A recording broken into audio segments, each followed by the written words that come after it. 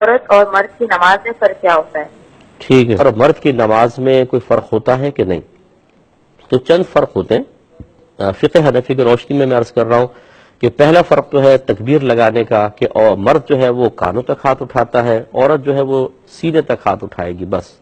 زیادہ سینے تک ہاتھ اٹھائے اور پھر سینے کے نیچے اپنے ہاتھ کو باندھ لے۔ بعض نے سینے کے اوپر کہا ہے، لیکن بہتر ہے تھوڑا سا سینے کے نیچے اس طرح ہاتھ باندھ لے عورت، کیونکہ عورت کو سمٹ کے فقہ حنفی کی روشنی میں سمٹ کے نماز ادا کرنی چاہیے۔ رکوع میں فرق یہ ہوتا ہے کہ مرد خود پھیل کے رکوع کرے گا اور سختی کے ساتھ کرے گا، یعنی اس کی ٹانگیں بالکل سیدھی ہونی چاہیے، ہاتھ میں بینڈ نہ ہو، بالکل سیدھے ہاتھ ہونے چاہیے، انگلیاں بہت زیادہ کھلی ہونی چاہیے اور پھیل کے کرے وہ، یعنی بہت پاؤں نہیں پھیلائے گا لیکن اچھی طرح اکڑ کر،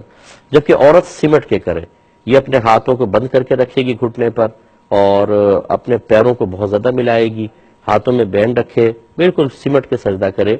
رکوع کرے۔ یہ تیسرا سجدے کے اندر فرق ہوتا ہے، مرد خوب پھیل کے سجدہ کرے گا، اس کے بازو پہلوؤں سے جدا ہونے چاہیے اور کلائیاں زمین سے اٹھی ہونی چاہیے، رانے پنڈلیوں سے جدا ہوں اور پیٹ رانوں سے جدا ہونا چاہیے خوب پھیل کر، اور 10 انگلیاں اس کی کھڑی ہونی چاہیے، یعنی اس طرح دونوں پنجے کھڑے ہوں، 10 انگلیاں مڑ جائے اور اس طریقے سے یہ سجدہ کرے گا۔ جبکہ عورت کے لیے حکم یہ ہے کہ وہ سمٹ کے سجدہ کرے۔ مصنف ابن ابی شیبہ کی روایات موجود ہیں اور بہت ہی کم راوی درمیان میں ہیں، کئی صحابہ کرام سے منقول ہے کہ عورتوں کو پھیل کے سجدہ کرتے ہوئے دیکھا تو آواز لگائی، حضرت علی رضی اللہ تعالیٰ عنہ سے بھی منقول ہے کہ آپ نے فرمایا سمٹ کے سجدہ کرو۔ تو عورتوں کے لیے حکم یہ ہے، کوئی مانتا ہے ٹھیک، نہیں مانتا آپ اس سے بحث نہ کریں، ان کے پاس شاید اپنے دلائل ہوں گے، ورنہ آپ عورت کو مرد کی حیت میں سجدہ کرتے ہوئے دیکھ لیجئے، شرم و حیا بالکل نظر نہیں آئے گی، جبکہ ہمارا مذہب اسلام شرم و حیا کی تلقین کرتا ہے۔ پھیل کے سجدہ کرنا زیادہ سے زیادہ سنت ہوگا اور سنت ہے،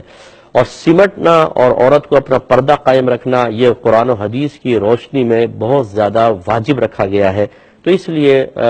صحابہ سے بھی جب ثابت ہے کہ انہوں نے عورتوں کو تلقین کی ہے، تو عورت کے لیے حکم یہ ہوتا ہے کہ وہ سمٹ کے سجدہ کرے، اس کی کلائیاں اگر زمین پہ بچھ بھی جائیں تو یہ وہ مردوں کے لیے حکم ہے، عورت کے لیے نہیں۔ اسی طرح اپنے جسم کو سمیٹ کر رکھے، اپنے دونوں پیروں کو ایک طرف نکال کر وہ بیٹھے اور پھر اس طریقے سے سمٹ کے سجدہ کرے گی۔ اسی طرح اتحیات میں مرد الٹے پیر پہ بیٹھے گا اور سیدھا پنجہ کھڑا رکھے گا، جبکہ عورت جو ہے وہ دونوں پیر ایک طرف نکال کر بیٹھے گی اور پھر وہ سمٹ کے اپنا اتحیات وغیرہ پڑھے گی، تشہد پڑھے گی۔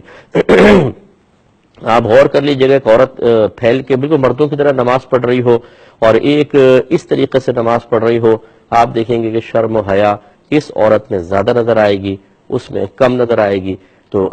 یاد رکھیں کہ ویسے تو شرعی احکام جو نبی کریم صلی اللہ علیہ وسلم بیان فرماتے ہیں وہ مرد عورت دونوں کے لیے ہوتے ہیں، لیکن جب خود صحابہ کرام علیہم رضوان بعض احکام میں عورتوں کا استثناء فرما دے تو پھر اس میں فرق پیدا ہو جاتا ہے اور فرق کرنا ہوتا ہے۔ تو اس لیے جو آپ کو بتایا اس پر عمل پیرا ہونا چاہیے۔